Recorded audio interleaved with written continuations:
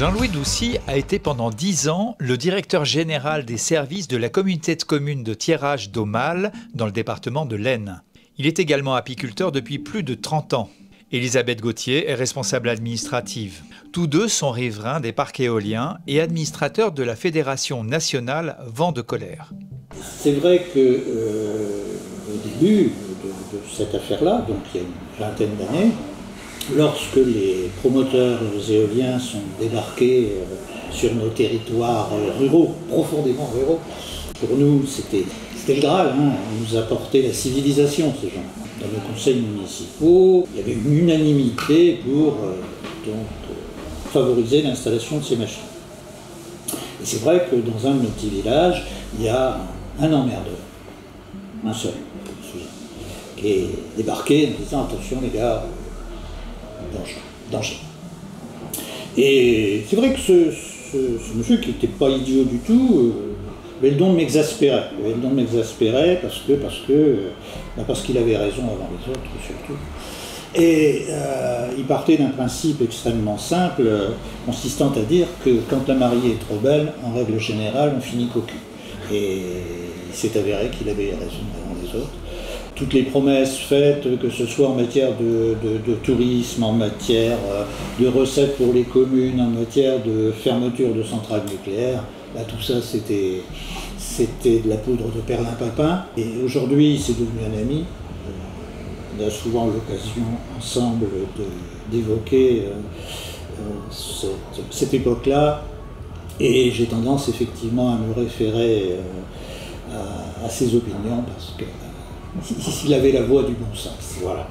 Un projet éolien est précédé d'une étude menée par des bureaux, stipendiés par les promoteurs, et puis après ces études, donc une enquête publique est organisée, un commissaire enquêteur est désigné par le tribunal administratif, et ce monsieur est censé, en toute objectivité, écouter les avis de la population qui va avoir à subir la présence de ces machines. Et ce qu'il faut savoir, c'est que dans l'immense majorité des cas, ces commissaires enquêteurs sont dans leur immense majorité à la solde des promoteurs, j'ose le dire.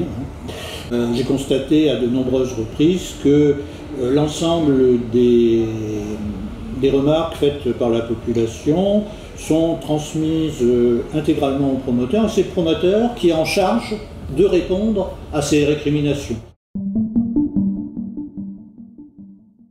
Le cas particulier très proche de chez moi que je connais bien, qui est l'enquête publique qui a eu lieu lors du projet de Champagne-Picarde, de 21 machines de 185 mètres de haut.